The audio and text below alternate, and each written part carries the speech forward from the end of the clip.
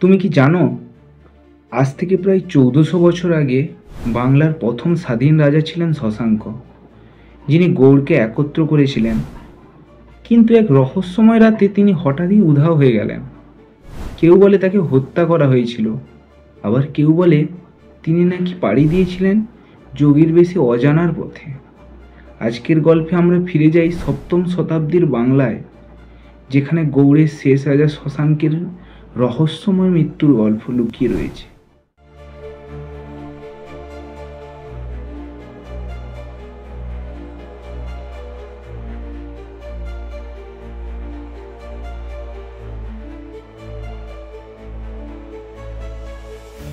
সময়টা ছিল সপ্তম শতাব্দী। গঙ্গা নদীর তীরে গৌড় নামে এক সমৃদ্ধ রাজ্য মাথা তুলে দাঁড়িয়ে আছে।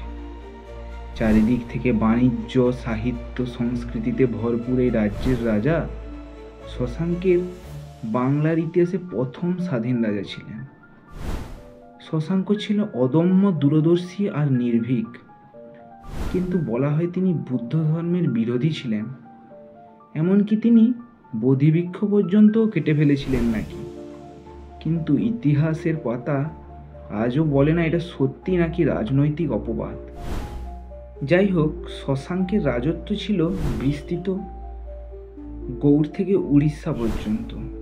কিন্তু শক্তিশালী শত্রু হর্ষবর্ধন আর ভাস্কর বর্মা একজোট হয়ে তাকে কোণঠাসা করে ফেলে। শশাঙ্ক তখন রাজধানী কান্নকুঞ্জ থেকে গৌড়ে ফিরে আসে, আর তারপর থেকে ইতিহাস অন্ধকারে ঢেকে যায়। এক গভীর রাতে গৌড়ের রাজপ্রাসাদে এক অদ্ভুত নীরবতা থেমে যায়।